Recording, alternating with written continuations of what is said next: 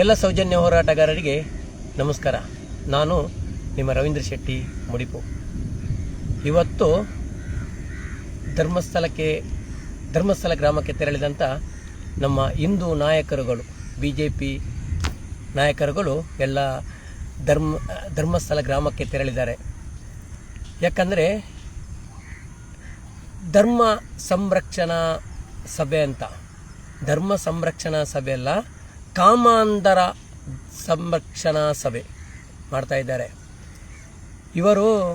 ಅವರು ಮಾಡಿದಂಥ ಈ ನೋಡಿ, ಹಿಂದೂಗಳಲ್ಲಿ ಇಷ್ಟು ಹೆಣ್ಣು ಮಕ್ಕಳನ್ನು, ಹೆಂಗಸರನ್ನು ಎಲ್ಲರನ್ನು ಅತ್ಯಾಚಾರ ಮಾಡಿ ಬಿಸಾಡಿದಂಥವರಿಗೆ ನಮ್ಮ ಹಿಂದೂಗಳು ಸಪೋರ್ಟ್ ಮಾಡ್ತಾ ಇದ್ದಾರೆ. ಇವರು ಹೇಳ್ತಾ ಇದ್ದಾರೆ, ನಾವು ಬಡವರನ್ನು ರಕ್ಷಣೆ ಮಾಡ್ತಾ ಇದ್ದೇವೆ, ಹಿಂದೂಗಳನ್ನು ರಕ್ಷಣೆ ಮಾಡ್ತೇವೆ, ಹಿಂದೂ ಹೆಣ್ಣು ಮಕ್ಕಳ ರಕ್ಷಣೆ, ನಮ್ಮ ನಿಜವಾದ ಗುರಿ ಹಿಂದೂ ಹೆಣ್ಣು ಮಕ್ಕಳ ರಕ್ಷಣೆ ಅಂತ ನಮ್ಮ ಹಿಂದೂ ನಾಯಕರುಗಳು ಹೇಳ್ತಾ ಇದ್ದಾರೆ.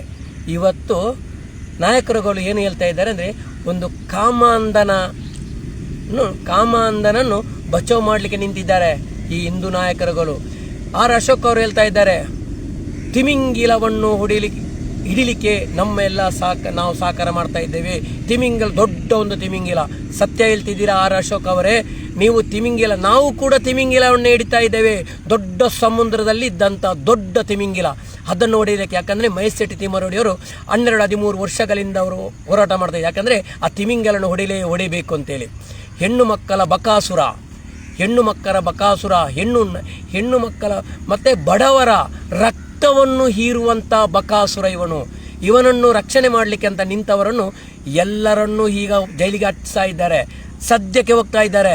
ಯಾವುದೇ ಕಾರಣಕ್ಕೆ ನಿಮ್ಮದು ಯಾವುದೇ ನಿಮಗೆ ನಾಟಕಕ್ಕೆ ಫಲ ಸಿಗಲ್ಲ.